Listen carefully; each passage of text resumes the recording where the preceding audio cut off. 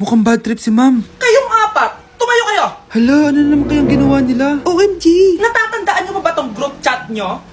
Paano nalaman ni ma'am yung GC namin? Patay kami nito. Ang gagaling nyo! Mag-umpisa tayo kay Scarlett. Ako po, ma'am.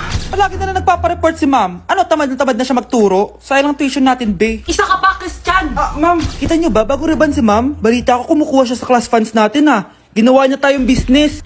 Samantha! Yes po. Ayoko talaga dyan kay ma'am. Mas gusto ko pa yung dati nating teacher. Buti pa yon, hindi nang babagsak. Tapos magaling pa magturo. Kyle! Akala ko matino ka.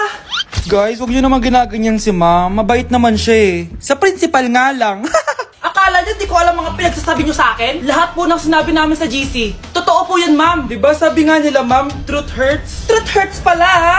Sige, papakita ko to sa principal sa office. Sige, ma'am. Sabihin mo sa principal. At sasabihin din namin yung mga baho mo. Ha? Anong ibig mo sabihin? Di ba may GC din kayo ma'am? Sinisiraan nyo pa nga yung mga estudyante. Paano mo nalaman yon? Isang pindot ko lang dito at masasend na to sa principal. Huwag mong gagawin yan. Huwag mong pipindutin. Humanda ka sa akin ma'am.